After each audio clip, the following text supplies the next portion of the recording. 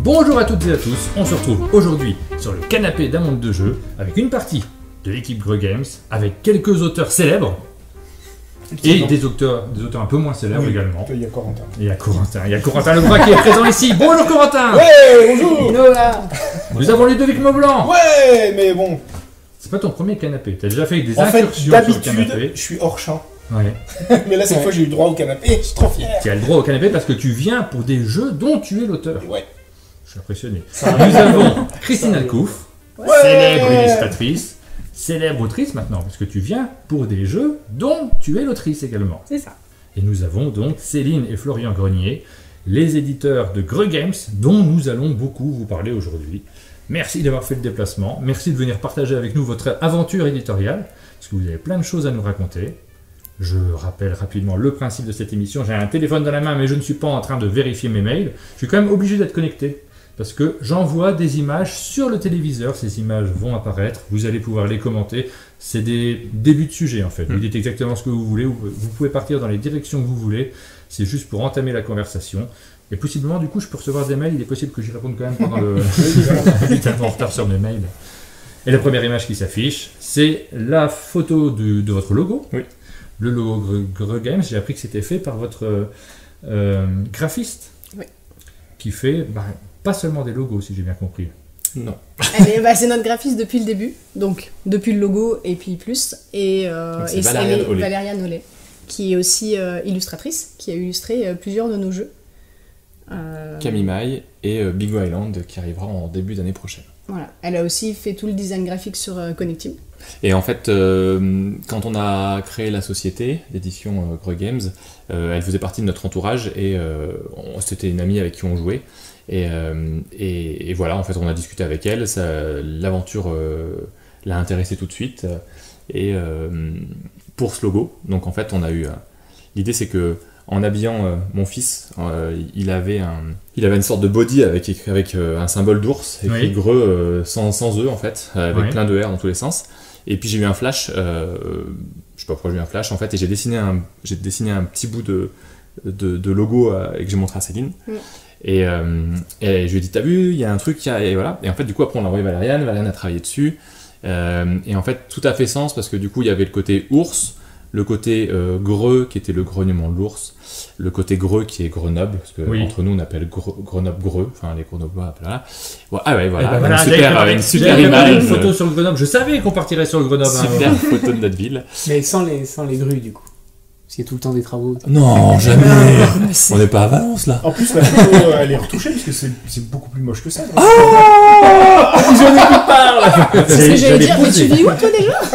J'allais poser cette question, est-ce que c'est vraiment comme ça Grenoble? Parce que j'ai vachement envie d'y aller. On a dû y passer une fois, mais j'ai très peu, je suis resté très peu à Grenoble. Mais s'il y a vraiment les montagnes comme ça qu'on voit juste derrière. Ouais. Après, bon, là c'est une photo bien découverte, etc. C'est bien, mais oui, on voit les montagnes aussi proches. Ouais. Et il y a aussi le fait que notre nom de famille fait qu'on nous appelle souvent les Greux. Et puis donc voilà, ça marche bien. Ça fait beaucoup de Greux ensemble. Voilà, c'est ça se combinait bien pour le logo. Tout à fait.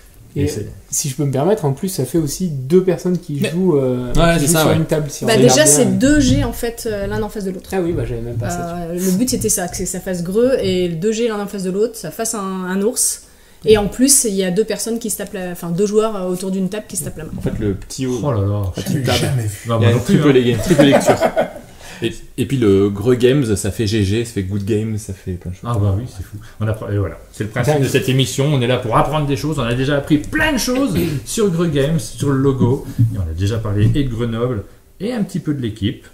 Mais je vais enchaîner parce que j'aime bien commencer par une photo de l'équipe. Alors, Super, chouette. habituellement, je regarde sur les Facebook des éditeurs pour essayer de trouver, mais il me semblait que c'était vous deux l'équipe. Et j'ai appris que vous n'étiez pas que 2 finalement. Plus que 2 en fait. Parce que Valériane est avec nous depuis le début, mais elle est en freelance. Okay, très bien, donc elle fait partie de l'équipe, mais techniquement pas officiellement, on va dire. Oui. Et là, depuis ce mois-ci, elle fait partie de l'équipe. On a aussi, là sur la photo, on voit il y a Camille et Quentin. Au fond, donc Camille le barbu. Oui. Camille Bonnard qui nous a accompagnés sur notre première Essonne et depuis le début il nous a pas mal aidé parce que déjà c'est un super copain, c'est un super joueur et en plus il est bilingue franco-anglais. Donc ça nous a beaucoup aidé à Essonne pour présenter notre jeu à des partenaires. Et depuis le début, il nous suit. Donc là on voit en fait l'équipe avec Quentin également, Quentin Guidotti, qui est un auteur grenoblois, qui a fait d'ailleurs, qui a écrit l'histoire, le livre chez Gameflow, La course, les fous du volant, Ouais. le nom pas m'échappe. fous du volant, mais un truc comme ça. C'est les livres jeux. Le livre-jeu de Gameflow, donc c'est celui de la course qui est très bien d'ailleurs. Et donc Quentin était animateur sur le Cannes où Nidavellir est sorti, c'était en 2020. Donc en 2020, voilà, et donc il y avait Camille, et Camille maintenant est embauchée chez nous, mais à temps très partiel pour nous aider un peu dans la communication, répondre à des mails. Et la traduction. Et la traduction. C'est pas une très vieille photo, là, ça se passe à Cannes. C'était sur Ouais. le stand Cannes, j'ai l'impression, en tout cas, je crois reconnaître les murs, le décor, le Le plafond très le bas. plafond, très bien, magnifique plafond, ouais. Ouais, c'est Cannes 2020. Le dernier Cannes. C'est ça. Et alors comment, c'est la question de base, hein, comment on se lance dans l'édition, parce que c'est pas du tout votre activité de base. Vous êtes, je pose cette question, elle est très banale, parce que finalement la plupart des gens qui travaillent dans le monde du jeu sont arrivés, on le sait, par goût pour le jeu, et avec des itinéraires qui ne sont pas des itinéraires directs, même si ça va peut-être arriver, hein, à force des gens qui font des études de jeu et qui Ça deviennent... commence à exister, ouais. Ça commence un petit peu à arriver. Mais pour les éditeurs, en tout cas, je suis pas certain qu'il y ait des études d'éditeurs. Comment on arrive à sortir des jeux de société ? On est passionné de jeux de société depuis un moment. Flo depuis plus longtemps que moi, parce que moi je m'y suis mise vraiment. Enfin, je jouais comme petite, mais je m'y suis mise vraiment quand on s'est rencontrés en fait. Et au bout d'un moment, on est arrivé à un moment de notre vie où on en avait tous les deux un petit peu marre de notre boulot. Ouais. Et puis ça a coïncidé avec le fait que j'étais tombée enceinte. Et oh mon dieu. Cette chute. Oui, ça fait chute, La hein, chute. quand même, complètement. L'accident bête, ouais. Je sais pas ce qui s'est passé. Non, enfin, bon, du coup, pendant le congé maternité, on a juste décidé On en avait marre. qu'on en avait marre et qu'on voulait changer quelque chose en fait. Ouais. Donc, dès que notre fils est né, j'ai pas repris le travail. Et on a monté la société. Flo a changé et reste donc était médecin légiste. Il reste médecin donc généraliste. Enfin, il a changé quoi. Et puis ça nous a permis de nous dégager du temps pour créer la société d'édition. Et on a vraiment fait ça côté passion, parce que justement, enfin, j'ai un boulot qui est cool et j'ai la chance d'avoir un travail qui me rémunère bien, donc ça fait que on n'a pas la société pour vivre, donc Oui. ça fait que en fait on fait vraiment ça par passion. Si jamais un jour ça nous gonfle, on arrêtera, on se prend pas la tête. On fait vraiment, tant qu'on a des jeux, on rencontre des auteurs qui nous proposent des jeux qui nous plaisent, on continue à le faire. Et notre plaisir, c'est vraiment que les gens jouent à nos jeux. En fait, certes, on est triste quand un jeu se vend mal, bien sûr, mais on est surtout triste quand les gens n'ont pas accès à nos jeux ou quand ça, enfin, des choses comme ça. Donc, par exemple, Connectim, on a assez mal vécu parce que c'était à la fin, c'était pendant le confinement, enfin à la fin du confinement, Ouais. une période très très bizarre. Surtout pour ce type de jeu. Ouais, c'est tout pour ce type de jeu. Et en fait, on était. Le jeu, par exemple, à l'export, il a pas mal. Enfin, il marche pas mal. Il y a des partenaires qui nous le prennent à l'export, mais en France, il a pas eu de. Ouais, Il il marche s'est vendu. presque mieux Il à s'est l'époque. vendu, mais. Ouais. Ouais, ça c'est la version Ah bah tchèque. oui, bah du coup, on parle de partenaire à l'export. Ouais, On a c'est la version Slovo Sled. tchèque. C'est ça. Excellent jeu, Slovo Sled. Mais on y a rejoué, nous, cette semaine, justement. Super. Mais nous, c'est un jeu qu'on a adoré. Mais on l'avait présenté sur notre chaîne, pour ceux qui nous suivent assez régulièrement. On l'avait présenté avec enthousiasme, parce que c'est un jeu d'association de mots, d'association d'idées, surtout, par équipe, et qui génère quelque chose autour de la table. J'étais très content de le ressortir. On y a joué tous ensemble. On a passé de nouveau un très bon moment. On a fait un très bon score en plus. En plus, Enfin, sur oui. la première partie. Ouais, ouais. Et donc c'est un jeu de Corentin Et de Lebras Jonathan, et de Jonathan Favre-Godal. Mais il est pas mort, ce jeu. C'est un jeu, tu dis, qui a eu un peu Alors en moins fait, de succès. il a pas eu En moins de fait, succès, il se mais vend, mais- les gens n'ont pas su qu'il était sorti en fait. Ouais. Ouais. Moi, En fait- je l'ai beaucoup amené chez des copains, week-end jeux, etc. Et à chaque fois, la réaction c'est c'est super, ça sort quand ? Bah, Ouais, c'est ça. C'est déjà c'est ça. sorti. Mais du coup, ce qui nous a rattrapé, alors si on va parler juste financièrement, ce qui nous rattrape, c'est l'export. Donc on est très content en plus que. Après, nous, émotionnellement, c'est trop cool d'avoir des personnes dans d'autres pays qui aiment le jeu et qui y jouent. Ça fait vraiment grand Ouais, plaisir. pour nous aussi, c'est trop Mais, bien d'avoir ouais. vu les chiffres d'export là, la dernière fois. Bah, déjà, on s'est dit, ah, c'est cool, il a une vie quoi qu'il arrive Ouais, c'est autre ça. part. Non pas qu'il est mort en France, mais effectivement, c'est assez bas et c'est compliqué de rattraper un démarrage un peu faible. Et du coup, quand on a vu les chiffres en export, on a fait trop bien, en fait, il existe quoi. Parce que Il n'existe pas trop en tant que collectif, mais il existe en tant que Slovosled. Slovosled, du coup, c'est la République tchèque, on a aussi le Japon et les USA qui sont en cours. Et est-ce qu'on peut relancer des jeux comme ça qui... Déjà pense là, pas. on en parle un petit peu, mais c'est compliqué d'en reparler aux boutiques. Je pense pas, Non, moi. c'est Je pense compliqué, pas. ouais. Avec le flot de sorties qu'il y a, ils sont balayés. On le voit avec Octorage, par exemple, Oui. qui est sorti juste après Super Cats. En fait, Super Cats a été un succès important. Et du coup, Octorage sortait juste après. Donc un jeu de Nico Normandon et de Un moi-même. petit jeune. Et illustré magnifiquement par Bruno Tati. Ouais. Et en fait, le truc, c'est que, bon, alors après, Octorage a été un peu complètement bouffé par Super Cats. Et en plus, il est sorti avec, on a eu un petit souci de prod, il est sorti du coup début juillet, un peu d'anonymat, donc ça fait que ça, voilà. Et en fait, c'est difficile à relancer. Mais là, heureusement, pareil, encore une fois, on est arrivé à signer, c'est un contrat qui est signé ou pas encore, peut-être, avec l'Export. C'est en cours. C'est en cours de signature avec l'Export, donc en fait... Le temps que la vidéo sorte, ça se passe. Et ce qui est bien, c'est justement, c'est que on est hyper content. Enfin, je veux dire, c'était la bonne nouvelle de la semaine. Cool, d'autres joueurs vont pouvoir découvrir Octorage, c'est cool. Bon, ben voilà, vous qui regardez la vidéo, vous avez l'information que Connect Team c'est vraiment très très bien et que d'autres jeux sont très très bons aussi. On vous a parlé surtout de celui-ci pour l'instant et que si vous l'avez loupé, prenez-le parce que ça fait partie des jeux qui peuvent avoir des difficultés à se mettre après à être retirés, pardon. C'est un risque pour vous de retirer des jeux qui ont peut-être moins marché, que vous aurez du mal à le placer. Donc ne le loupez pas tant qu'il y en a. C'est vraiment un jeu que je vous conseille vivement. Oui, j'ai pris cette petite image pour insister sur la charte graphique de vos différents jeux dans des petites boîtes blanches. C'est ça. 6 excellents jeux. En fait, le parti pris, c'est d'avoir des logos de titres qui intriguent en fait et qui permet aux gens de se dire tiens, qu'est-ce qu'il y a derrière et de prendre la boîte en fait. On se dit que si on raconte trop de choses, enfin c'est des petites boîtes, donc déjà si on raconte beaucoup de choses, les gens vont être noyés dans les informations.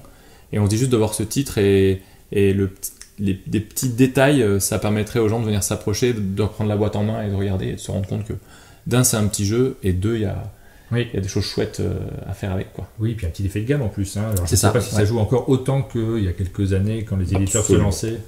Ça marche Absolument pas, pas, pour ça vous marche absolument pas. C'est dommage. Non, ça marche. En fait, non, pour être franc, Super 4, ça a tiré son épingle du jeu facilement et rapidement.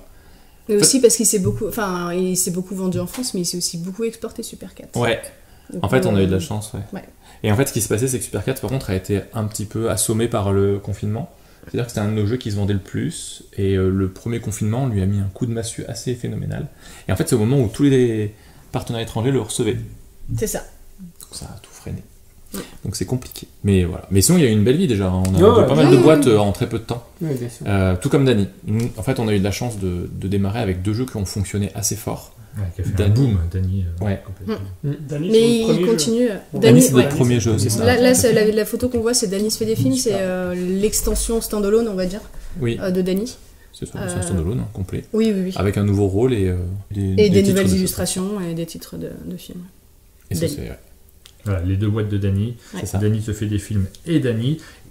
On va revenir sur tous ces jeux-là, sur tous ces thèmes-là. Je vais quand même revenir vers nos autres invités. On les a pas laissés beaucoup parler jusqu'à présent. Moi, je suis déjà heureux d'être sur le canapé, Bah d'habitude, oui. j'ai pas droit. Là, Mais c'est quand tu veux, Ludo. Si tu veux, on fait un canapé juste à deux. ah oui, On prend les manettes on de fait ça. PlayStation. Du coup, c'est même pas la peine qu'on lance les caméras. Ouais, on voilà. joue entre nous. Il n'y a aucun problème. On chante des chansons. Ah, ça peut On a se faire, ça. beaucoup chanté de chansons sur ce canapé. Mais aujourd'hui, nous fêtons l'arrivée prochaine de différents jeux. Ça dépend à quel moment on diffuse cette vidéo. Tout à fait. Notamment Les Contes Émerveillés, un jeu de Christine Alcouf, illustré par Christine Alcouf, j'y arrive, la deuxième fois est plus dure, mais également de Ludovic Maublanc. Tout à fait. Donc une histoire assez nouvelle, une histoire super importante pour toi Christine, parce qu'on te retrouve à la fois derrière les pinceaux, on était un peu habitué à te voir assez régulièrement sur des jeux avec une patte graphique particulière qu'on apprécie beaucoup, mais cette fois-ci tu es aussi autrice de ce jeu. Oui, alors en réalité, je suis autrice du jeu dans le sens où on a travaillé conjointement avec Ludo dès le départ du projet pour mettre en place des idées et pour avoir la perspective de travailler ensemble en tant que duo auteur-illustratrice. Mais néanmoins, c'est Ludo qui a fait l'essentiel des tests, qui a travaillé sur le développement des règles, etc. Donc, pour rendre quand même justice, je n'ai pas fait un travail d'autrice complet on Oui, pourrait... après, les approches sont différentes. En Après, fait. là, il s'avère qu'on a discuté dès le départ du projet, Oui. et les mécaniques de jeu, même si c'est en partie moi qui les ai apportées, elles sont nées de la discussion. Oui. J'aurais pas eu cette discussion avec Christine, on n'aurait pas eu cette démarche, j'y aurais jamais pensé. Je me serais jamais dit un jour, je vais faire un jeu familial qui mêle les contes et la mémoire, ça me serait jamais venu à l'idée tout seul, en fait. C'est en ça que je considère vraiment que Christine, qu'on est une équipe et que là-dessus, on est co-auteur sur ce projet dès le départ. Et pour avoir travaillé en co-autorat, moi, ce que je pense, il y a des meneurs. Il y a un moment, il y a des gens, il y a une personne qui est meneuse, et à un moment, on est plus suiveur ou suiveuse, etc. Donc, c'est normal, tu vois, et il y a souvent même cette sensation de dans un se même dire, projet, j'ai ça peut l'impression de... s'inverser. Ouais, c'est ça, tout à Du fait. processus, Je me rappelle pour Paris New Eden, à un moment, t'as eu un grand coup de... Et du coup, j'ai fait, mince, j'ai pas fait grand chose là, et puis après, en fait... Paris New Bah, Eden, ouais. qui est un Voilà. jeu signé par Florian Bien fait, hein. et Ludovic Maublanc. Ouais. Donc, Ludovic Maublanc est dans tous les bons coups. Exactement. Et effectivement, vous avez vécu cette expérience de Oui. co-auteur. Et c'est difficile en fait d'être co-auteur. Quand on est co-auteur d'une bande dessinée, qu'il y en a un qui fait l'illustration, l'autre le scénario, forcément les rôles sont bien établis, mais comme dans le jeu, quand on fait l'illustration et qu'on est auteur, là forcément les idées, c'est particulier. Il faut presque même mieux ne pas savoir qui a eu l'idée à quel moment. On se On prend sait pas pas. la tête. Et je Ouais, pense on se qu'au prend pas bout la d'un tête moment, on avec ça. sait plus trop, en fait. En fait, Ouais. tu dis c'est difficile, mais il y a aussi ce côté où on peut le voir de la manière inverse, où c'est plus simple. T'as quelqu'un Ouais. qui t'épaule tout le temps. C'est ça. Quand t'es dans le Ouais. doute, tu peux dire tu penses que c'est une bonne idée, et l'autre il va dire non, oui, et au moins t'as un avis extérieur, mais dans le projet, quoi, pas quelqu'un qui arrive comme ça. Et puis, la plupart du temps, on ne se souvient plus qui a eu l'idée de C'est quoi. ça. Enfin, Ouais. ça se mêle. Là, en plus, Paris New Eden, c'est vraiment très particulier parce que c'est le descendant d'un premier jeu qu'on a essayé de faire tous les deux, qui était un jeu de combat à la base, et qu'on avait mis dans le cadre on est dans un univers un peu manga, dans une école une école japonaise où les élèves se fritent à la récré. Donc on avait un mélange vie scolaire et combat dans la récré qui nous amusait beaucoup, et ça faisait très shonen. Girl Power. Ouais, En fait, on était tous des filles, des élèves T'as féminines. peut-être joué à Mais l'époque. je crois que j'ai joué à Cannes. Ouais, c'est pas on a- celui-là qu'on a joué dans le sous-sol de Cannes. Oui, Avec, c'est bien je possible. me rappelle. En 2013, je crois. Donc ça nous Ouais, rajeunit c'est un pas. truc. Donc en fait, le problème, c'est qu'on essayait de mixer une simulation de vie scolaire, avec des bonnes notes, des machins, on essayait de garder ses bonnes notes, etc. Mais on voulait quand même l'aspect baston, mais on s'en sortait pas. Et du coup, à un moment donné, on a dit bon, ok, on laisse tomber, on fera deux jeux, on fera un jeu de baston et un jeu de vie scolaire. Le jeu de vie scolaire, on a trouvé une nouvelle méca à base de dés. Et on s'est dit, la méca est cool, mais ça matche pas du tout avec l'univers. Et on s'est dit, ok, alors finalement, on garde les dés et on vire le thème. Et on est arrivé sur un jeu de survie, post-apocalyptique, etc. Et autant on a mis des années avec ce jeu, dont on n'a rien su faire. Ouais, c'est compliqué. Et autant Paris New Eden, à partir du moment où on s'est dit, post-apo, DD, machin, en quelques mois, ça a déroulé, on a fait un premier proto hyper propre. Et je me souviens, c'était janvier 2015, je crois, parce que c'était le tout début de la cafetière, l'atelier à Valence. Donc entre 2013 et 2015, on a galéré, et dès 2015, on a déroulé ce jeu, et en quelques mois, on avait un proto qui tournait, et on a signé chez Matago. Après, je pense aussi qu'il fait, c'est l'expérience que j'ai gagnée à ton contact sur les 2 premières années, où en fait,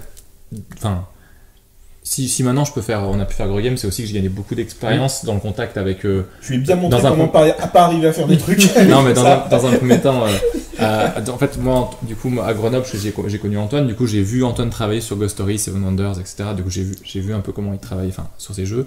Et puis après, d'ailleurs, au contact, vraiment d'avoir mis les mains dans le cambouis avec Ludo, ça m'a vraiment beaucoup appris.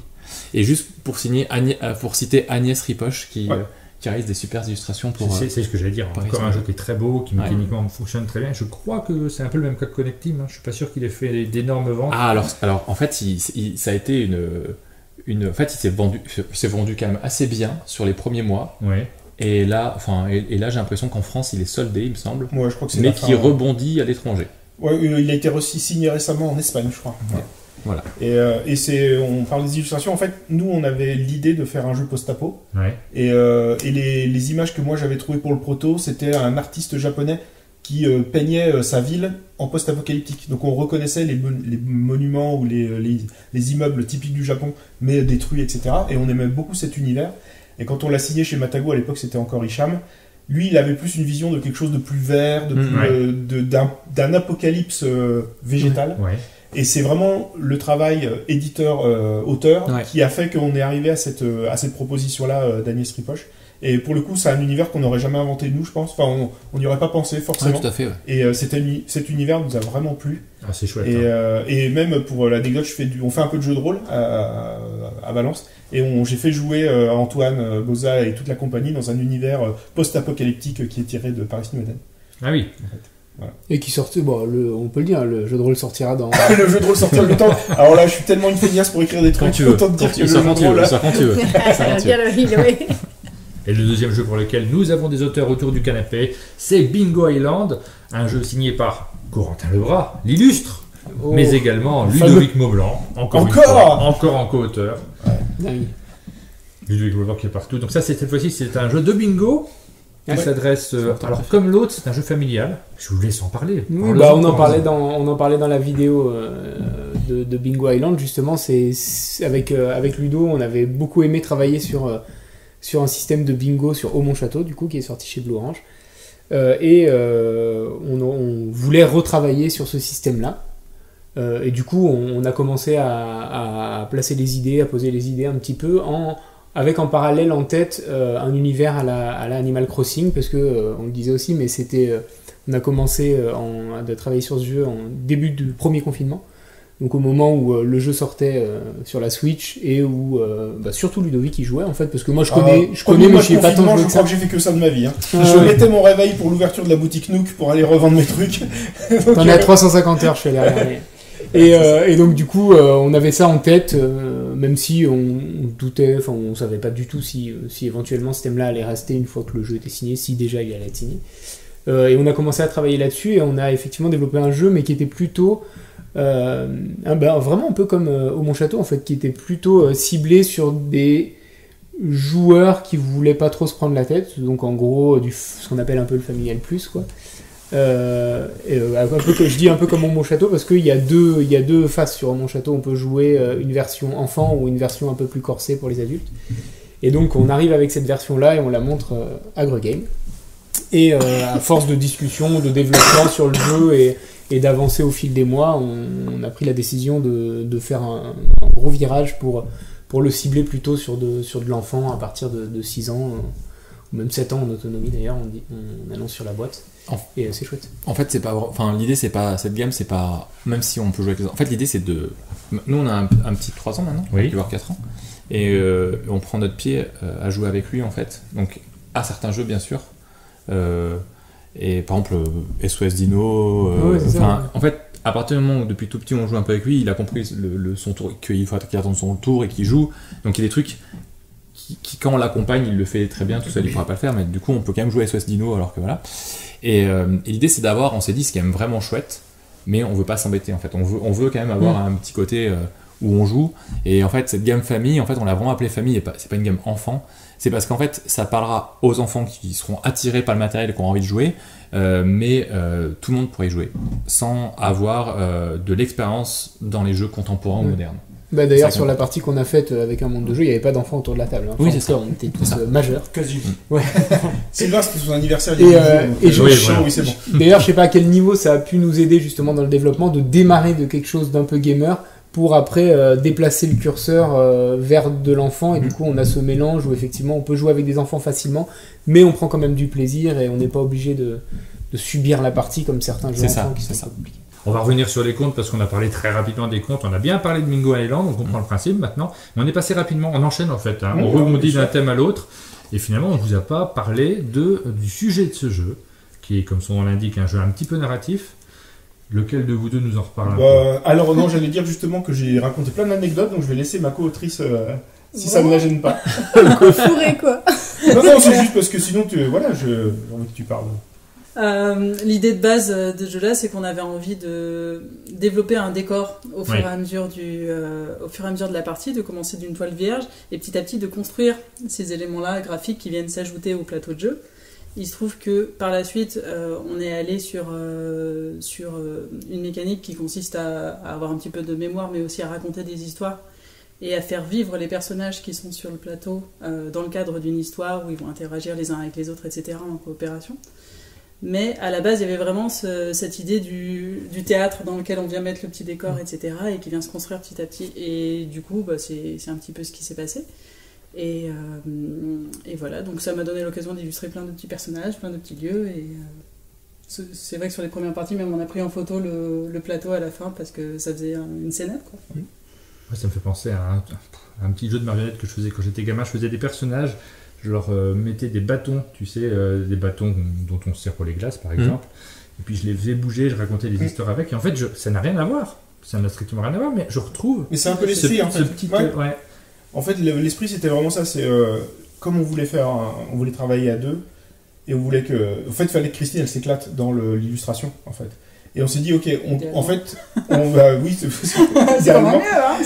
Et donc on s'est dit, qu'est-ce qu'on pourrait trouver comme jeu qui fait que il y a moyen que ce soit chouettement illustré, mais que ça soit quand même varié à chaque fois. On veut pas juste une toile, fixe tout le temps, en fait.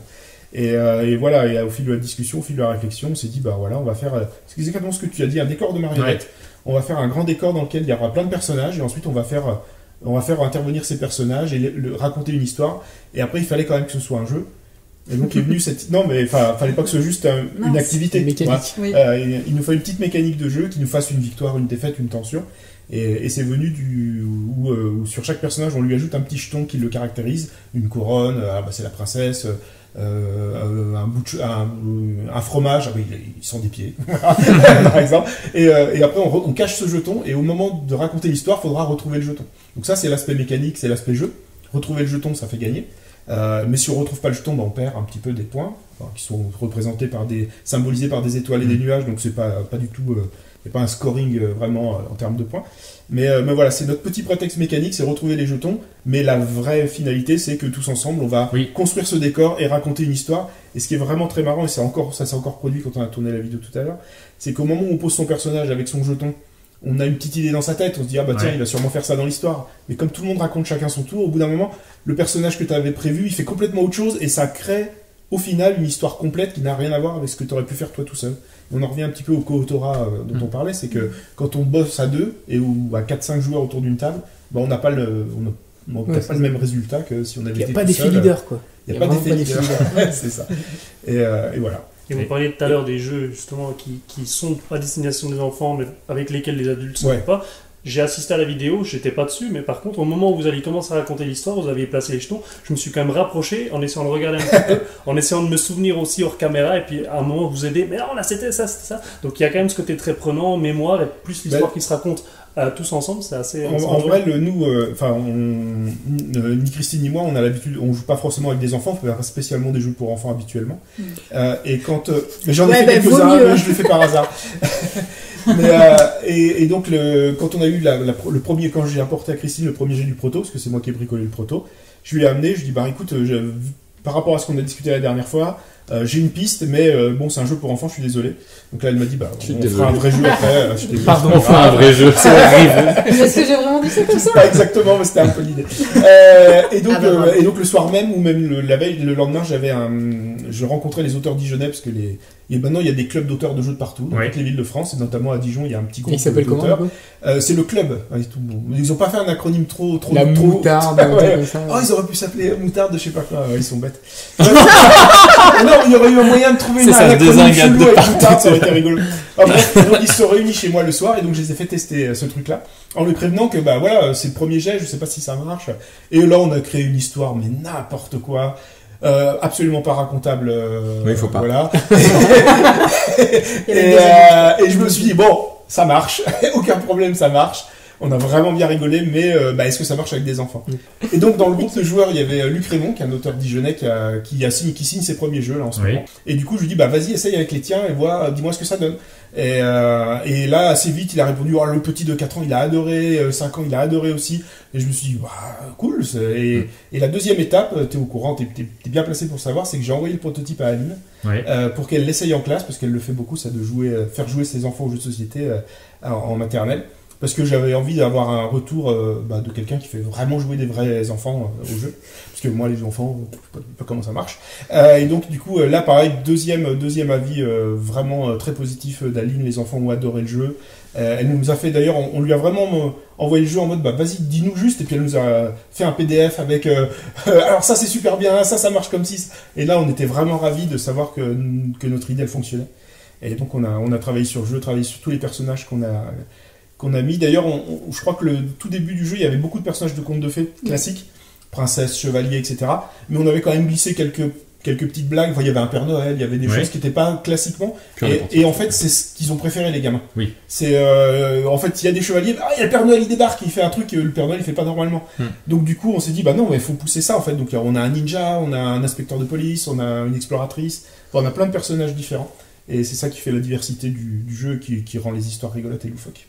Alors, très souvent, quand on pense aux auteurs de jeux qui ont pas mal de jeux derrière eux, on arrive à isoler quelque chose qui fait que, ah oui, ça, c'est un jeu de Bruno Catala, ah, c'est un jeu sur le Japon, ça doit être Antoine Boizard. Eh bien, sur les jeux de Ludovic Maublanc, j'ai repéré quand même un petit truc. Ah oui? C'est que, alors je sais pas, là j'y pense notamment, quand on parle des jeux pour enfants, c'est que tu joues effectivement avec des mécaniques, il y a un but du jeu, il y a des mécaniques qui sont solides, mais tu joues beaucoup avec les joueurs autour de la table. Tu essaies de créer une situation autour de la table sur tous les jeux, que ce soit Dice Stone, que ce soit sur les Contes émerveillés. On reconnaît ça, ce qui n'est pas forcément le cas chez les autres auteurs. Et tu me dis que tu fais pas trop de jeux pour enfants jusqu'à présent, mais c'est exactement ce qui marche avec les enfants. C'est la raison pour laquelle les Contes émerveillés, moi j'y crois beaucoup. Il va se passer quelque chose, les enfants vont raconter une histoire, ils vont se souvenir de cette histoire, de leur histoire, de ce qu'ils ont vécu autour de la table. Oui, il y a des mécaniques, il y a un but du jeu, mais on reconnaît cette patte Ludovic Maublanc, j'ai envie de dire, mais qui marche tellement bien dans les jeux enfants. Tu vois, t'es un auteur de jeux enfants, Ludo. Tu le sais pas, mais... Je suis venu jusque là pour apprendre ça. Eh ben, je vous propose un petit moment de détente, d'entamer de continuer avec un petit jeu. Je vous ai préparé un questionnaire. Alors, c'est un jeu, on va le faire comme d'habitude. Un monde de jeu contre Greux Games. Il y a une grosse équipe de Greux Games, il n'y a pas beaucoup de représentants d'un monde de jeu. Tu veux participer? Tu veux rejoindre? On vous répond. Il est nul. Il va falloir trouver ce dont il s'agit. J'ai préparé des images et vous devez essayer de deviner ce qu'il y a derrière ces images. Au départ, on ne voit pas grand-chose. Ah ouais. Puis au fur et à mesure, les images vont s'éclaircir. Et si vous arrivez à deviner ce qu'il y a derrière cette image, vous marquez le point. Alors, on voit de mieux en mieux là. Elle est un peu pixelisée, mon image. C'est Flo qui est tout nu ou... Non, c'est pas comme ça, je trouve. Je vous rappelle que c'est un toi qui as maigri chaud comme ça. C'est un questionnaire, c'est une indication sur ce qu'il faut rechercher. Un homme qui s'est fait attaquer par un ours. Reste aussi. Bravo! Oh là là! Un point pour un monde de jeu, ça y est, on a compris le principe du jeu. Même avec la photo, je vois pas. C'est qui? J'étais en train de chercher la connerie, quoi. J'ai Mais qu'est-ce qu'il veut faire comme connerie encore? Ah oui, c'est alors, Resto. Très bien, on va très enchaîner bien. tout de suite avec la deuxième chose à identifier. C'est vert, hein? Ah, une grenouille. Non! Ah, Une grue. Non! un gremlin. Ah oui, c'est pas du tout. Un point pour Je suis parti dans ton Greux idée. Games. Il y a des papillons discrètement, du coup je me dis mais oui, mais qu'est-ce qu'il y a avec des papillons?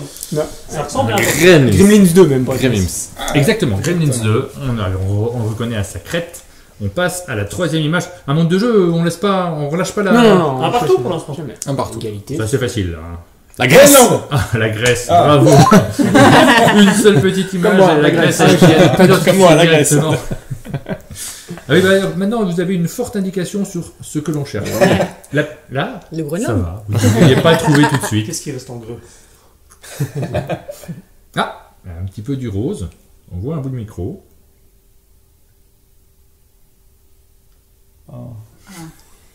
J'ai eu peur, ça. Ah, Greta Thunberg. Kronberg. Greta Thunberg. 2 points pour un monde de jeu. Ouais, Je pense qu'on peut partager parce que je crois qu'on l'a dit en Non, si. Donne-leur le point. Si, c'est pas grave, je ils sont crois que qu'on deux, a en plus ils ont encore Non, un mais je leur laisse. C'est peut-être la ça, seule c'est fois un où j'ai une bon réponse. jeu. Mais je je voulais ne dis pas, juste c'est pas partager. Ouais, c'est mal. Et heureusement que Corentin est là. Parce que là dans l'équipe. Grou et Charlie. Grève. Ah non, là c'est quand même 3-2. Du coup, c'est Christine qui l'a. Non, moi j'étais un peu en retard par rapport à t'étais quelqu'un, bien. honnêtement. Bah, sur... Non, allez, une facile là. Il est bien mon jeu, hein. Je sais pas Oui. ce que vous en pensez. Ah, je l'ai. Attends. Déjà Les indices. Attends, si, je l'ai. Bah attends pas, tu continues. Alors, je suis curieux de savoir si on peut trouver avec ça. Si, attendez. Un grand-père. Mais ça, c'est pas j'ai- Un c'est pas ça. greux. Oui, on dirait, hein. On dirait qu'il l'est. Mais donne-moi une Travolta. Ah, un monde de jeu. Oh, je Me fais voler. Oh non, c'est toi, là. avec un beau Travolta, il y a pas de Bravo. c'est trop chaud, c'est L'histoire trop chaud. retiendra qu'il a Joli. eu le génie de trouver. En vrai, ouais, J'adore ouais, ce genre de ouais. truc là. En comme vrai, ça, il le moi. mérite tellement. Avec, tu- non, tu- mais je suis pas. Alors d'habitude, Oui. je donne pas les points. Mais Mais là, voilà, oui, avec là. les boucles de cheveux. Ouais, non, Oui, mais je suis oui, d'accord. oui. Bon, alors c'était un gros bluff. On en Non, revient. évidemment, il a Ouais, commencé à prenez- lancer Ouais, des non, mais tornades. Bien sûr. Là, sans mal, je vous donne le point. C'est On correct. accepte, non, on je accepte vous ce laisse. point. je On vous accepte laisse. ce Non, point. mais je veux pas. Tais-toi, on accepte le point. Attends, mais. La grêle. Bravo. Oh, joli. Ouais, Ah, bah là, mais, mais ouais. il y a- Moi, j'aime bien tout ce genre de trucs. Ouais, moi aussi, La neige. Le niveau est incroyable. J'ai presque plus rien besoin de montrer. Les gens trouvent immédiatement ce dont il s'agit. Bon, ouais, facile, là, facile. Une grenade. Bravo. Oh, joli. Ok, ouais. c'était une Ouais, ouais, ouais. grenade. Ah, une grenade comme ça. C'est du sang. Oui, c'est du sang. Ça a éclaté. C'est du sang. Ça sent la connerie, ça. Ah, boubou. Oui, Ça c'est sent le montage un peu. Ouais, grave. Crado, ouais. Ah, C'est Ludo avec des cheveux rouges. Ludovic Greblanc. Mais ça, c'est chez moi, ça, effectivement. Ah, j'ai là pas. là, qu'est-ce qui t'a fait Ah, j'ai pas la blague. Moi non plus, C'est j'ai pas pas. la blague, je l'ai pas. Alors déjà, peu importe la blague, il y a peut-être même pas... Attends, C'est les cheveux de qui? C'est ça qu'on cherche. Bah, d'habitude, il n'a pas de cheveux. Là, visiblement, Oui, il a bravo. subi une opération qui s'appelle Une greffe. une greffe de cheveux, évidemment. Faites une greffe de cheveux. Je suis un peu déçu parce que là, Oh mince franchement, alors. c'était le coup du Pour les spectacle. cheveux, c'est pas mal. Non mais ça lui va bien. En vrai. Ah, bah, Ah je ouais, trouve- c'est chouette. Je le trouve On dirait un peu magnifique. Théo. On dirait un peu Théo quand il a fait J'ai ça. quand même des perruques qui te vont mieux, les photos. Les photos. C'est noté, on veut voir. Grave. Eh ben, je vous propose de repasser aux choses sérieuses. Oui. Après cette petite pause. Non, mais c'est sérieux, je veux vraiment être comme ça. pour ça, hein. C'est magnifique.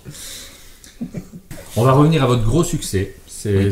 On a beaucoup entendu parler de Greux Games. Alors, on vous a suivi avec tous les premiers jeux, les petites boîtes qui ont bien marché. Il y en a certaines qui ont eu vraiment un joli succès d'estime, notamment Super Cats, notamment, qui a très très bien fonctionné. Dany, qui a attiré l'œil. Vous avez commencé fort avec Dany. J'ai eu le sentiment que ce jeu, il a tout de suite rencontré son public et qu'il vous apportait un petit peu plus haut. Alors le tout de suite, pas vraiment. En fait, parce qu'il est sorti courant janvier, enfin début janvier, Oui. et le démarrage n'a pas été si fou que ça. En fait, ça a été un démarrage un petit peu lent et par palier en fait. Comme chaque semaine, on voyait que le bouche à oreille fonctionnait, qu'il y avait quelque chose qui se créait. On y croyait en fait. Enfin, vraiment, on était à.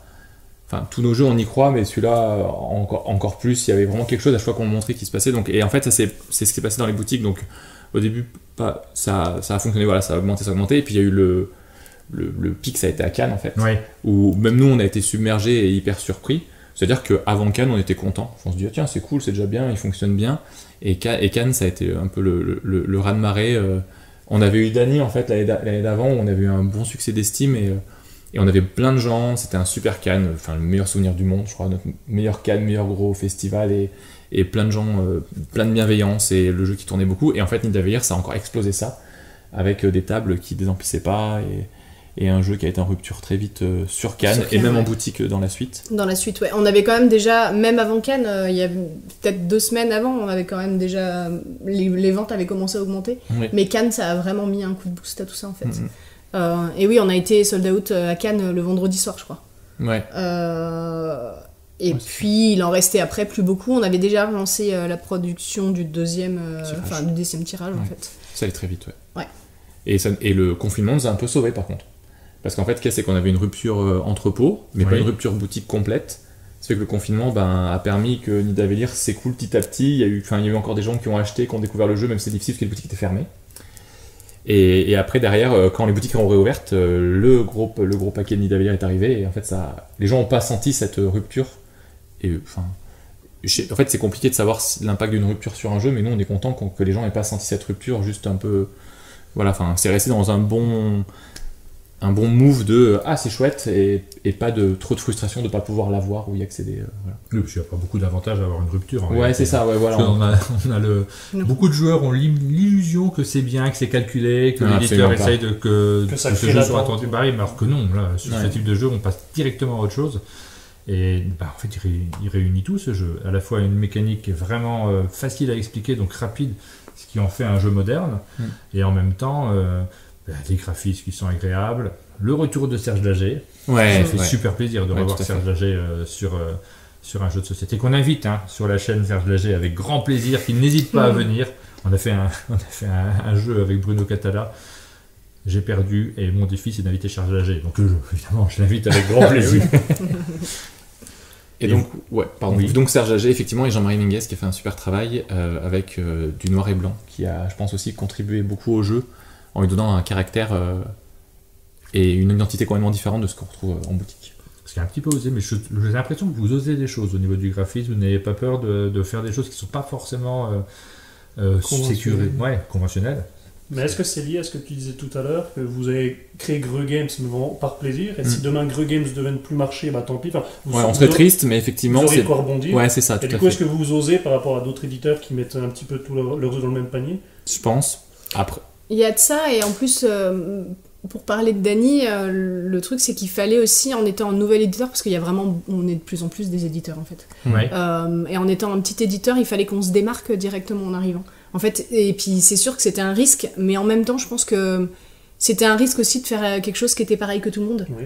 Donc du coup, il valait mieux prendre le risque de faire quelque chose qui interpelle, et au moins qu'on se dise, ah tiens, la boîte blanche, c'est Greux Games, et qu'on se souvienne de nous aussi grâce à ça. Et puis Dany marche bien et fonctionne toujours autant. Oui, parce que Dany, qui est votre premier jeu, non seulement là il y a une couverture originale qui dénote par rapport à ce qu'on peut voir, et aussi un thème. Le thème du jeu qui est original, on n'en a pas beaucoup parlé, mais pour un premier jeu, ça reste osé. Quand on voit c'est rigolo parce qu'on a fait le logo Greux Games avant, et pourtant en fait il match complètement avec l'identité de Dany et sur Dany on n'a pas eu de. Donc ça c'est la boîte sud-américaine qui a été en partie réillustrée par une artiste sud-américaine. Parce que en fait c'est une licence et ils ont retouché 2-3 choses, ils avaient le droit d'autres choses dans le contrat. Donc c'est pour ça que ça on l'aura pas en Europe. Oui. Et c'est amusé, ouais, c'est juste, mais c'est bien, mais c'est juste pour dire que du coup c'est pas par exemple le petit personnage en bas, c'est pas Antoine Baillargeau qui l'a illustré. Et donc tout ça pour dire que donc on se retrouve avec un jeu qui est vraiment l'identité graphique de Greux Games entre les mains. Donc il y a eu du développement dessus au niveau méca. On a rechoisi encore avec Antoine Baillargeau, donc illustrateur, et Phil Viscaro, l'auteur. Enfin les deux sont auteurs, mais encore un peu, il y a le couple illustrateur-auteur avec Antoine qui fait vraiment l'illustration, Phil vraiment la méca, mais les deux sont tellement liés qu'on peut pas dissocier. Donc voilà, c'est ça. Dans ce jeu, bien sûr. Donc et tout ça pour dire que en fait, quand on voit le logo Greux Games et Dany, on a l'impression, enfin je sais pas, moi je trouve qu'il y a une vraie unité complète, et c'est comme si ce jeu, c'est horrible, mais enfin pas horrible, mais je veux dire c'est qu'il était fait pour nous en fait. Ouais. C'était une sorte de petit. Et en fait, Dany c'est le deuxième jeu qu'on signe, parce que le premier jeu c'est Kamimai en fait, qui s'appelle Ictorune au Japon. Qui a été auto-édité pour le Tokyo Game Market, que vous nous avez ramené gentiment. Et voilà. Et donc ça, Kamimai, c'est le premier jeu qui est signé, donc bien avant Dany, mais par contre c'est un jeu qui est sorti tout récemment. Ouais, parce que dans le développement, en fait, il y a eu beaucoup de travail sur justement condenser le jeu dans une petite boîte, parce que le premier jeu était un jeu de gamer centré sur une mécanique de pioche. C'est un peu comme Bingo Island en fait. Bingo Island c'était un jeu qui était un peu gamer, centré sur une mécanique de bingo. On s'est dit, les joueurs vont trouver ça trop léger et la famille va trouver ça trop lourd, donc on a recentré côté famille, parce que le bingo, voilà. Et là, c'est pareil. La dextérité, on va se dire, les joueurs vont. En fait, souvent on discute avec Ludo et on se dit qu'on aime les mêmes jeux, c'est-à-dire des jeux qui mêlent un côté gamer et un côté un peu foufou fun, trop cool. Enfin, je veux dire, on s'en fout de qui c'est qui gagne, on est là pour se marrer, mais par contre, ça n'empêche pas que ça soit bête, enfin, il faut que ça soit intelligent et qu'on ait un petit moment de réflexion quand même et tout. Et c'est les jeux qu'on adore en fait, vraiment. Et en fait, le truc c'est que des fois, il faut quand même faire attention à ça parce que les joueurs sont pas tous comme nous. Et il faut faire attention qu'un gamer va trouver ça peut-être un peu chiant de tout reposer sur de la dextérité. Donc c'est pour ça que Kamimai l'a recentré plutôt côté aussi famille, familiale, en disant il y a de la dextérité, mais c'est très simple autour. Voilà. Oui, parce que Kamimai, c'est original, c'est des cartes qu'on va mettre un peu, on va créer une structure un peu comme un château de cartes, on va dire, et on va leur piocher les cartes sans faire tomber le reste. Donc c'est vrai que c'est assez original comme jeu. Et donc en fait, on a dû aussi développer les cartes. Ça, oui, en fait, au niveau production, il fallait trouver un papier qui corresponde vraiment à la pour pouvoir faire la structure en fait et éviter que les cartes tombent toutes. Donc trouver le bon papier, ça n'a pas forcément été facile. Non, parce que les premiers retours des usines, c'est dire non mais attendez, nous on fait le test, si on tourne les cartes et qu'elles glissent pas, bah on benne en fait. Et du coup ça Ils voulaient nous vernir les cartes en fait. Ouais. Ils voulaient que ça tourne correctement, etc. Alors nous on voulait des cartes qui glissent pas. Voilà, c'est ça. Donc du coup, on a mis un petit peu de temps à trouver le papier qu'il fallait, et puis au final, une fois trouvé... Et donc c'est un papier alors, à on a fait dessin, les tests. Ouais. non verni. Donc ça fait qu'elles sont tramées vraiment. Et en fait, plus on y joue, plus elles prennent une texture un peu particulière. Plus on y joue, plus on a de l'accessibilité et plus c'est facile de jouer. Et en même temps, plus le jeu s'use et il prend un peu aussi une attache qui fait que en fait on progresse avec le jeu et les cartes qui avancent également dans le jeu. C'est un peu un legacy, quoi. C'est ça. Ah Et du coup, cet auteur de jeu, il a d'autres jeux de ce type-là, un peu originaux. ouais, c'est fou en fait. Surtout, donc encore une fois, du coup, pour reparler du magazine, on a un webzine tous les trimestres, on sort un petit magazine gratuit sur internet à télécharger sur notre site. Et donc dans l'avant-dernier, il y avait un focus dans le dernier ou l'avant-dernier, un focus sur Camille avec une interview de l'auteur. Et en fait, il a fait un jeu qui s'appelle Babel avec des cartes qui se mettent pour faire un espèce de comme un château de cartes, mais en tour de Babel. Et en fait, son game design est centré sur le matériel de jeu, sur les cartes.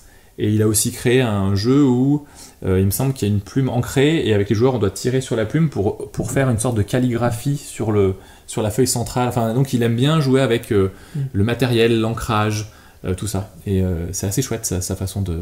Et d'ailleurs je crois que c'est un champion d'origami. D'accord. Il a fait des... Voilà. Oui, il aime le matériel. Ça se sent en c'est tout ça. cas. On a fait une vidéo, vous nous avez offert la possibilité de réaliser une vidéo sur Camille. Donc vous pouvez voir tout ça sur notre chaîne. Vous allez avoir plus d'informations sur ce jeu. Ça vaut le coup de jeter un petit coup d'œil parce qu'on se rend bien compte, je crois, de l'ambiance qu'il y a autour de la table. Et de On était avec Corentin hors de la salle, dans la pièce d'à côté où on vous a entendu crier. On s'est dit, ah là ils ont fait. Soit ils ont gagné, soit ils ont fait tomber. Ah, il s'est passé des trucs. Et donc c'est Masakazu Takizawa l'auteur et Valerian Olé l'illustratrice. Alors, petite question, du coup, tu as l'air de bien connaître les autres jeux. Est-ce que c'est pour projet de peut-être localiser ou... Alors, en fait, c'est compliqué. Ce qui est, justement, pour rebondir, effectivement, on a envie de faire des choses hyper originales et différentes. Et des fois, je suis un peu triste parce que j'ai l'impression que le marché nous standardise. Ouais. Et des fois, il faut que je me mette une petite claque pour me dire « Hop, t'es en train de faire un truc pas comme tout le monde, mais un peu standardisé. » Et donc en fait Kaimai c'était un test en fait avant de signer d'autres jeux vraiment originaux.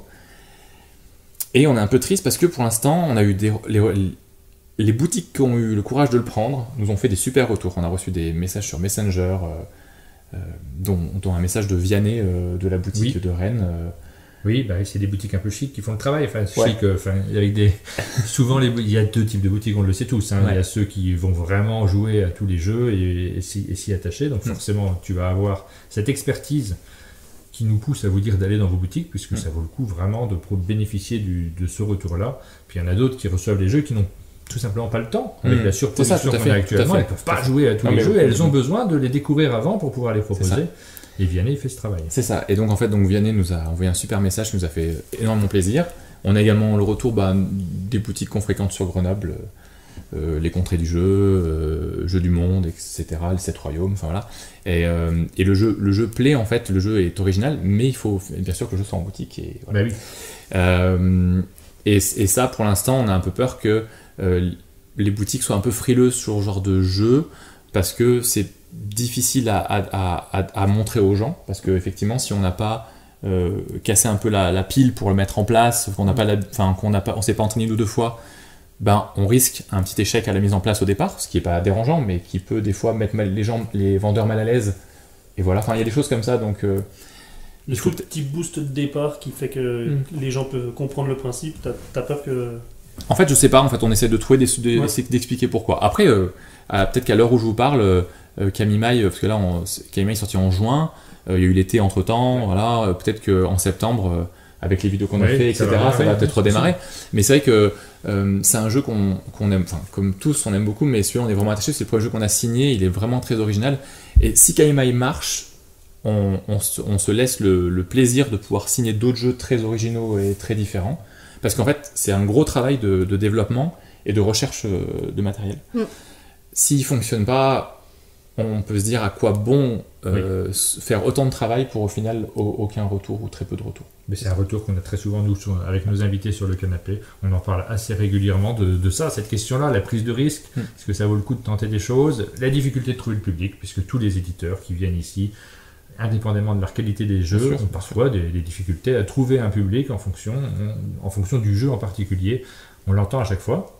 Et moi, c'est aussi un aspect humain que j'aime bien, en fait, puisque ça nous permet aussi de voir qu'il y a des questions derrière, qu'il y a des envies. Là, vous avez des envies particulières autour de certains jeux. On peut échanger autour de ça et on ne le voit pas forcément. Quand on va dans une boutique, on regarde un jeu, on n'a pas toute cette histoire derrière. Et pour moi, ça fait partie du plaisir. Tout le côté humain qu'il y a derrière, bien sûr. Ouais.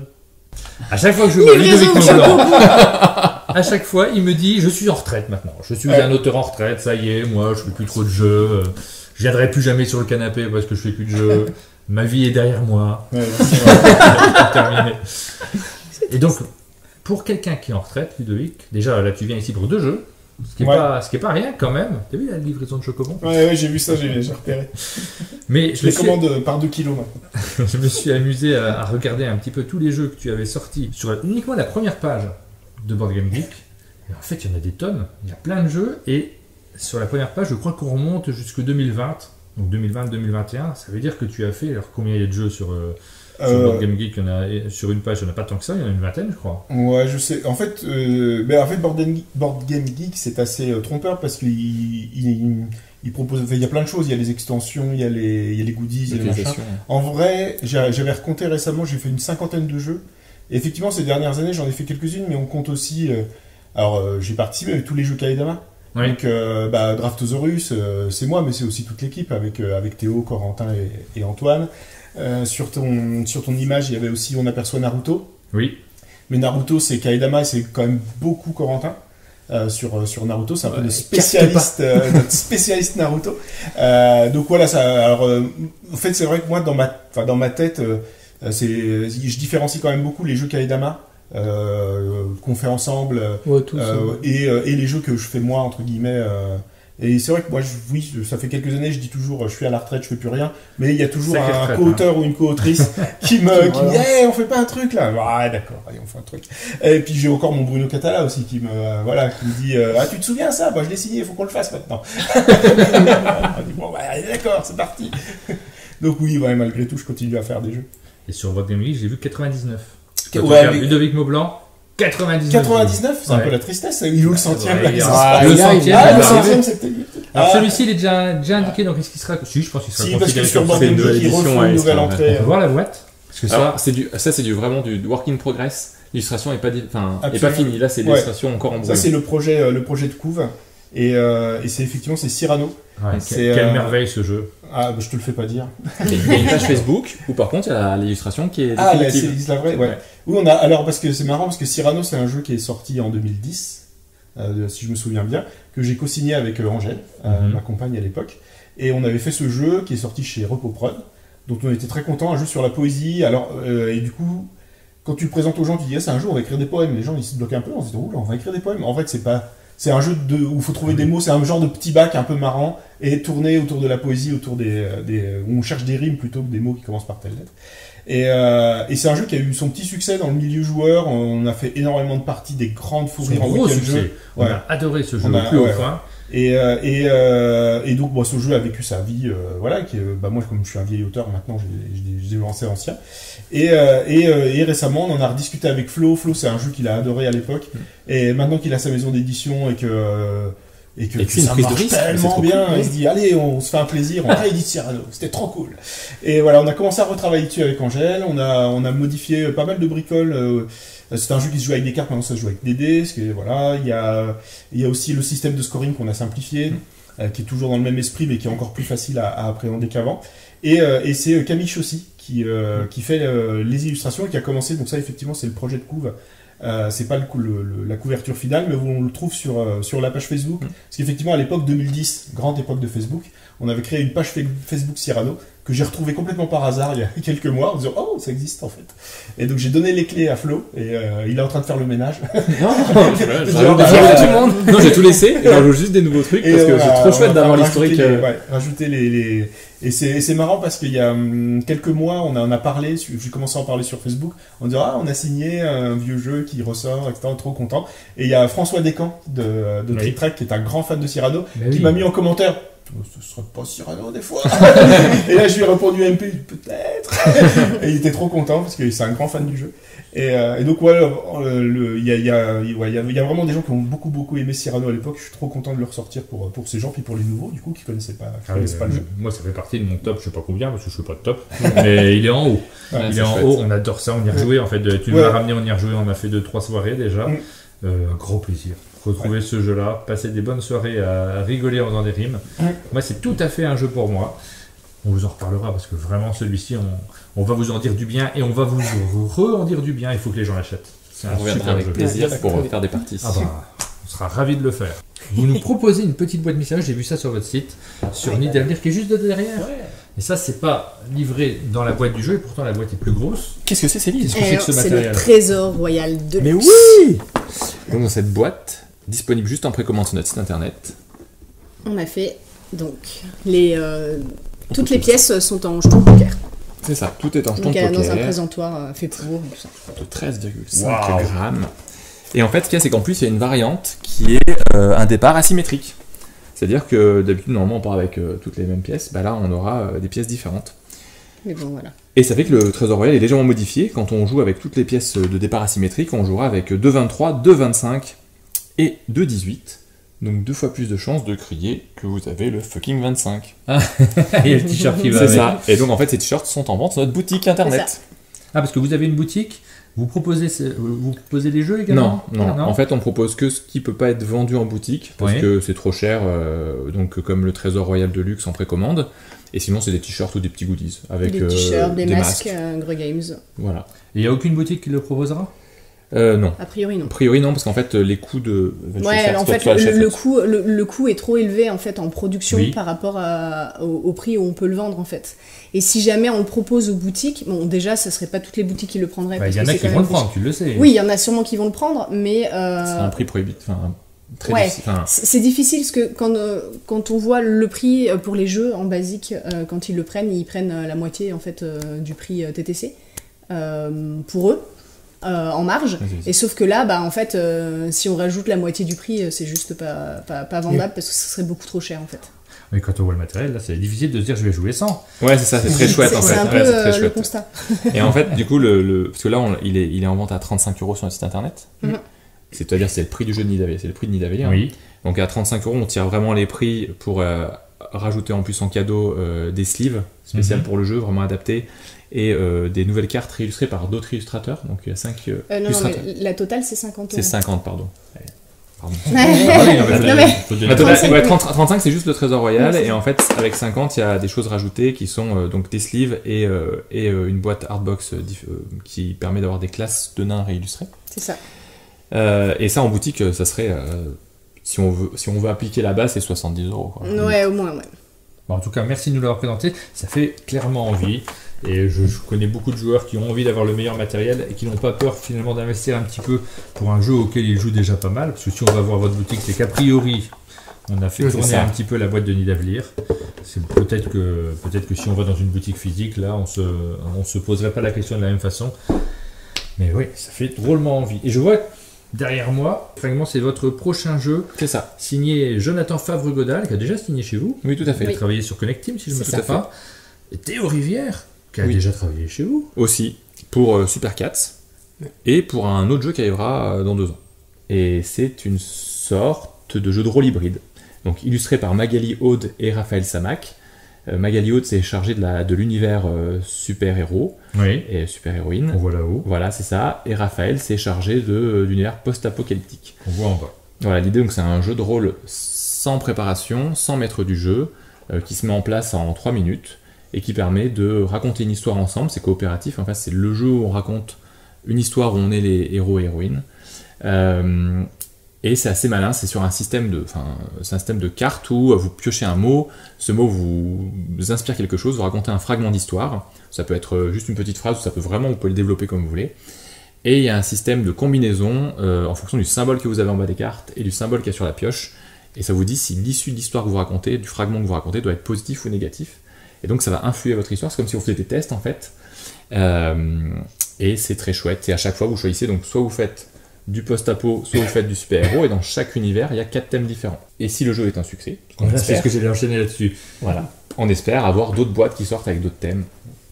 Parce qu'on pourrait renouveler ça de Et façon... c'est très marrant et comme un peu comme le jeu des contes ou le jeu de rôle, c'est très dépendant des gens qui jouent autour de la table. Bien sûr. Et on a du post-apocalyptique, on a du super-héros. Nous, on a fait une partie post-apocalyptique à Valence avec Antoine Boza, qui avait qui autour de la table, je Et sais plus, Jonathan. on était nombreux. Jonathan. Jonathan qui était là. Et notre histoire a commencé dans un hospice de vieillards. Et c'était du post-apocalyptique et ça a vraiment viré très très vite n'importe quoi. Et c'était très drôle. Voilà. Et je pense pas que c'était vraiment le but du jeu. Enfin, Non, ça non. dépend des gens. Ouais, c'est ça. Là, il y a des gens qui vont y jouer très sérieusement, d'écrire des histoires de zombies glauques, etc. Ouais. Et des gens comme nous qui vont décrire 4 petits vieux qui essayent de sauver leur peau dans un univers post-apocalyptique. Ouais. Et c'était très rigolo. Eh bien, merci beaucoup. Merci Bien. beaucoup d'être Ouais, venu quel sur ce discussion. canapé. On a déjà abordé plein de thèmes. Il y en a plein qu'on n'a pas abordé.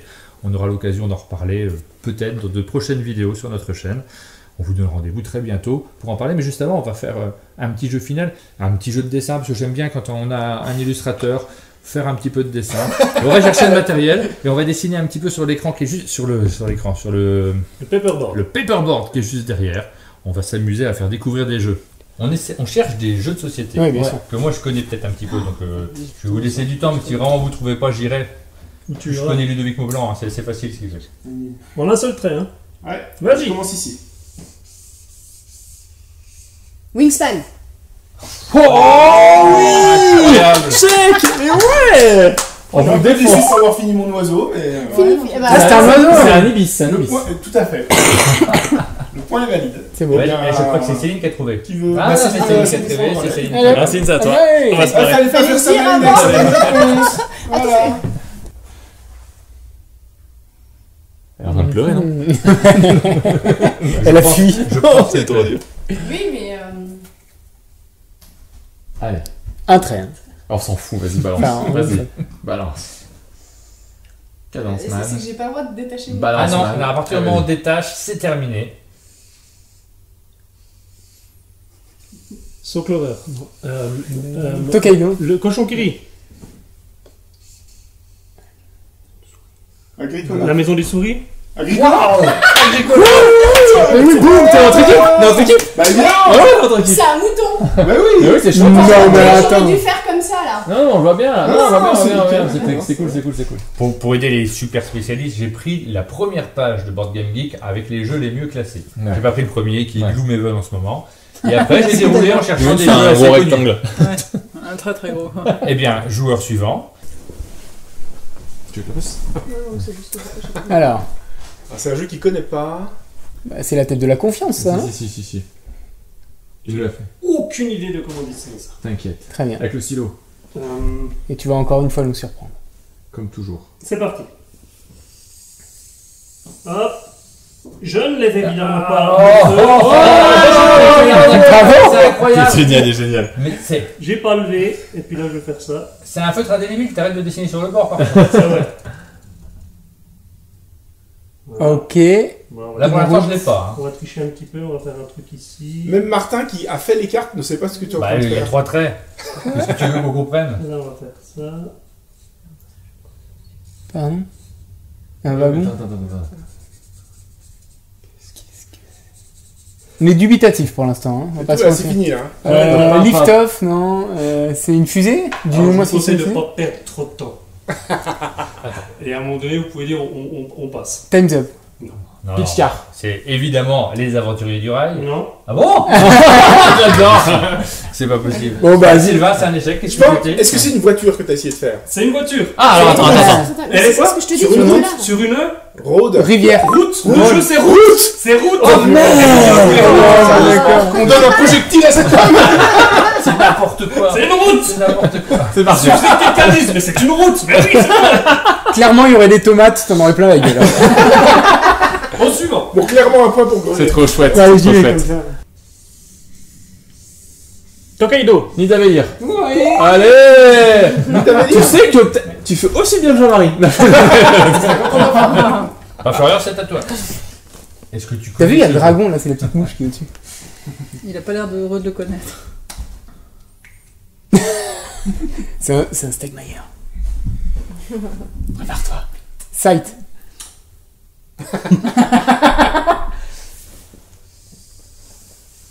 Ah, c'est facile. Franchement. Seven Wonders. Pas du tout. Pas du tout. Ah, moi j'étais sur Seven Wonders aussi. Pyramide. Pierre. Non, mais il a dit dans la première page de. Qu'est-ce qu'il y a d'autre comme jeu TTA Strozzy Edges Pas. Qu'est-ce que c'est que cette chose Il y a un bonhomme, visiblement, à Ouais. côté de cette. C'est génial. Indiana Jones Ah ouais. Napoléon. Point latin. Camelot. Ok, Il y en a des trucs, hein. on dit que ça n'est pas ça. Pyramide. La première page de Board Game Geek. Ouais. Tu l'as? Vous payez pas les feuilles, hein? Pardon, mais. Ah, je l'ai. Un truc sur Track Roll and 12, Write. évidemment, monsieur l'auteur, il le trouve pas. Non. Track 12. Mais non Non, mais c'est un Roll and Write, on est d'accord déjà. Ah bon? Anubix. Non mais. Et genre, je suis censé le connaître, moi? Tout le monde Ah, le mince. connaît. Attends. Arceus Non. Il y a quand même une pyramide à la base, il y a quand même un bonhomme bizarre. Ouais. On a une sorte de. Bon, par contre, là, clairement, il fait un tatouage. Hein. Et là, non mais regarde, tu fais des. Oh là là, il y a une arborescence complètement. Là, vous avez tout, là. C'est un chef-d'œuvre. Là, vous avez tout, là. On dit pas le contraire. C'est vrai. Et bah, bravo. Ah, non, on a pas C'est un Roll and Write Non! Non, bah non. C'est pas un Roll and Write. Right, là. Non, oui, non. Mais par contre, ça a le thème. Pour le thème Égypte, un peu égyptien et tout. Hein. Je sais pas. Et Gizia, non. Vous voulez que je vous le dise? Oui, mais il faut le dire. C'est Codename! Pyramide! Oh, c'était dur. Les mots! Oh là là. L'enquêteur! Mais La question! Mais quel est le mot? Mais il a la même. Tout est là! Il a la même stratégie que Ouais, Sylvain, quoi. vous avez Ne une pas forme de dessiner connaissance. le jeu. Parce que... J'ai failli lui demander, c'est un jeu de mots ou tu vraiment tu essaies de Mais non, dessiner mais moi, c'est où j'essaie de Oui, c'est vrai. c'est J'ai vrai. trouvé mon maître! Codename, C'est vrai que c'est dur. Donc, tu vois, pyramide de côté, tu vois, en 2 blocs, 3 blocs, etc. Non, c'est bien d'essayer déjà de nous faire deviner que tu dessines un truc qui a rien à voir. C'est ça, c'est ça. c'est- Après, j'ai fait l'enquêteur. Avec le point L'enquêteur avait mais un qui chapeau, suis-je normal. Ouais, Et c'est après, là, ça. je fais bon, ok, je mets la mise en place, tu vois, les Les cartes. cartes, Et ouais. puis là, Allez, c'est allez. cette carte-là, cette carte-là. Ah oui, Oui. c'est d'accord. C'est vrai. Chez vous, si au moins une personne là, notez-le dans les commentaires. Ouais, on veut savoir. Christine, c'est à toi? Allez. Allez. Oui. Là, et je crois que les deux derniers joueurs ont enlevé toute pression. Ouais, c'est bon, ouais, zéro pression. Serein, quoi. Donc là, on est censé Ouais. passer Ah, aux choses sérieuses. Allez. Vas-y, Christine. Ah bah vous allez être ébahis. Waouh, une pyramide! Pyramide! C'est la longueur. Codename! Bravo. Ah, ça, on reconnaît les illustrateurs professionnels. Et je Ah, tu vois En beauté. Attention. C'est parti. Tokaido. Takenoko. Voilà. C'est un cube. Merci. Non, c'est un dé, ça. Track Track 12. Putain, et tiens. Ah oui, King of Tokyo. Dice Forge. C'était bien qu'il Dice Forge. King Domino. King Domino. Je sais pas pourquoi. T'as bien tenté, t'as bien J'ai tenté. cru l'entendre dire ça. Mais ça n'a rien à voir. Mais qu'est-ce C'est un dé. on a dit. Ah non, Drafto, Zoris. Sylvain. Ah non. Ah, c'est Drafto. Draftosaurus. Non. Non. Ah si, c'est Drafto. Attends. On est désolé, hein, mais Attendez. c'est pas King of Tokyo. Ah, c'est un dé. C'est genre un Ça, c'est sûr, c'est un préféré dé. Un truc de qui- Il y a un Sylvain. truc. Mais qu'on- oui, c'est le jeu préféré de Sylvain, mais il trouvera jamais de toute façon. Je suis quoi déçu. ton jeu Bon, on va préféré? C'est quoi arrêter ton jeu préféré dessus sur un échec. Ah, con, Seasons. Bah oui, mais Seasons. c'est pas possible. Mais c'est très mal fait. La goutte d'eau. Bah oui, mais un seul trait. Ok. On l'a quand même trouvé. 2-2. On termine sur une égalité. Bravo, c'est ce qu'on sur a. un pauvre penalty. 2-2 pour un monde de jeu. Ça, c'est parfait. N'importe quoi.